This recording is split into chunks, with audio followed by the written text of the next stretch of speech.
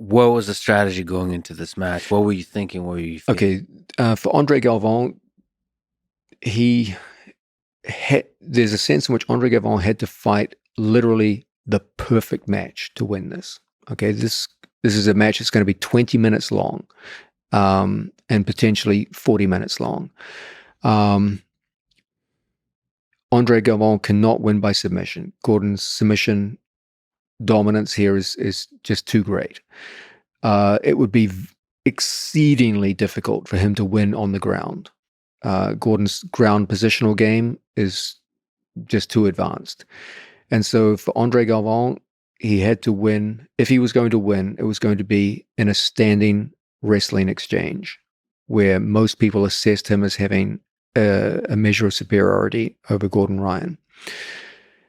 The problem is that it's hard to just keep a potentially 40-minute match off the ground that whole time. It's very, very difficult indeed. So he would have had to fight literally the perfect tactical match to make it happen. And he would have to do it without getting called for stalling points. Gordon has the luxury that if at any point they go to the ground, he has complete dominance. But Gordon too has a problem that he can't pull guard without being penalized. And if Andre Galvao can play this tactical game of forcing Gordon to pull guard and then staying at a distance where he's doing enough action not to get called for stalling, but not so much to engage with the dangerous Gordon Ryan on the ground, then it's feasible he could have won. But it would have been, as I said, it would have required the most perfect application and integration of technique and tactics that he's capable of. How much intimidation was here? Was there, or are these athletes already beyond that? When you say intimidation, be more precise. Do you think there was some degree, if you're just to empathize with Andre Galvao, do you think there's some degree in which Gordon was in his head? Because of the trash talk leading up to certain events, because of the level of dominance that Gordon has shown in this competition and in the months and years leading up to it. Also, the fact that Andre Galvao is also a coach of a large team, so there's some pressure to demonstrate to the team that the old line still got it. Yeah, I can't speak for Andre, but I know for Gordon, it's hard to be intimidated when you know the other guy has no method of finishing you. It just takes so much pressure off when you just go in there saying there's literally no way this guy can finish me, and there's no way this guy can pin and control me. I can't be finished. I can't be pinned and controlled. The only way I can lose this is if this guy plays a tactical game.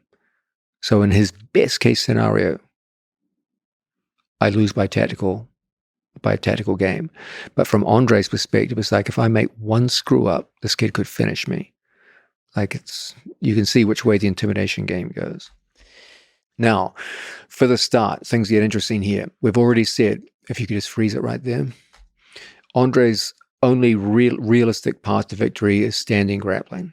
Okay, that would require him to take Gordon down, presumably multiple times after the first 10 minutes, and not be taken down at all by Gordon. So it's a tall order. It's possible, but difficult. And here's where things get interesting. I told Gordon before the match, just go out and offer him the leg. Same way he did with Nicky Rod. And that's where things get interesting. I must say that I loved what Andre Galvao did at the start of this match. He's a little crazy here. There was just so much energy in the room at this point that his hand fighting got. For people just listening, there's a bit of hard slapping. Yeah, that could be considered a strike. It's fine. There was just a lot of electric atmosphere in the room. So now things settle down a little bit. But here's where things get interesting. Andre throws the whole tactical game out the window right from the start. He goes for the takedown. Gordon doesn't try to fight the takedown because it's in his interests to go to the ground. But I love this about Andre. He's literally like, fuck you, kid. Like, let's see how good your ground game is. Yeah. So he shoots the takedown, and Gordon accepts it, obviously, because it's to his advantage to accept it. But I love the fact that Andre was like, I'm not even going to try and stall this out. I'm just going to bang. There it is. So he's like, okay, let's see what you got, kid. They say you're good on the ground. Let's see what you fucking got. And I love that about Andre. Unfortunately, he's entered the hornet's nest now. What happened there, real quick? Because that was Gordon very immediately fast. went into Ashigarami. Not just any Ashigarami, but Ashigarami was holding both legs. So There's an open guard and he scooted forward. Oh wow, that's really nice. so he splits Against the Andre legs. Now he Galvao, dominates the space between the knees. So there's a guaranteed straight Ashigarami here. he split the knees against Andre Galvao, like effortlessly right there. Wow. So already Gordon's in his preferred domain now. So he's starting to off balance his opponent. He's looking for a reaction to get heel exposure. He does get heel exposure. Andre's does a good job of monitoring the feet to try and reduce the braking pressure. But the brute fact is it's in Gordon's realm now. This is where he has all the advantage. So and the match is going to be 20 minutes of in Gordon's realm. That's going to be a very, very tall order. Was there a moment here? Again, Gordon's on the legs. Are you impressed that Andre was able to get out from this? Oh no, I would expect this. Andre's been preparing for this for 2 years, and remember, Andre has gone against some of the greatest leg lockers in grappling before and prevailed. So he's not naive. You know, he knows how to defend himself. The big problem is that he's going to create defensive reactions which lead into other aspects of Gordon's game, in particular back exposure. So here, Ashigarami goes to like a single leg type of position where Gordon runs to Andre's back.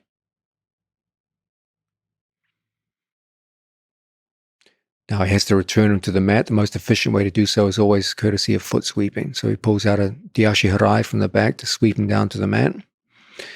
And now Gordon's on top. And this is a serious problem for any grappler in the world. Once Gordon gets top position, he's just relentless.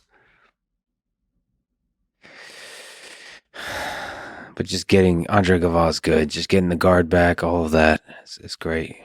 There's also a sense here in which Gordon is pacing it too, just to physically fatigue an opponent. So he's passing the guard, but not rushing it. Now, what Gordon's looking for here is complete chest-to-chest contact. He's getting very close to it now. And once he gets chest-to-chest on an opponent in top position, past one of his opponent's knees, it's going to be awfully, awfully difficult for an opponent to recover.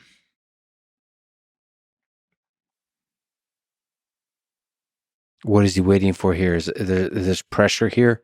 Over time, it just wears you out. Yeah, it's part of a campaign of attrition, of pressure over time.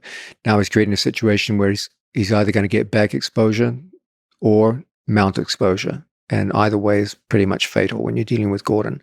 Andre elected to go the route of back exposure.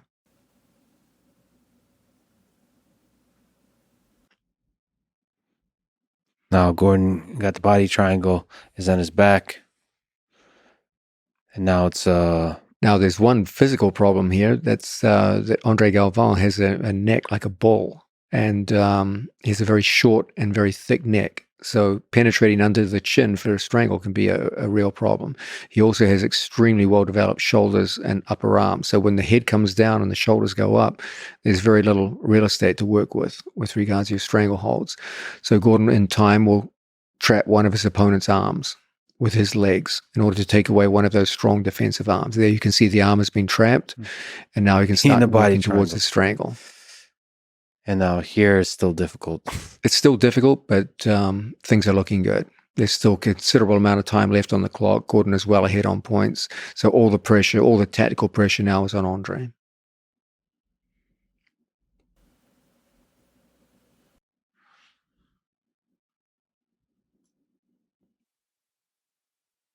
You'll see the critical penetration of the jaw.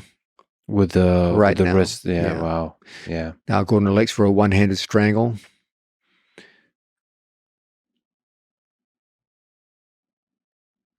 Wow. Andre fought very bravely. But a strangle, it doesn't matter how brave you are.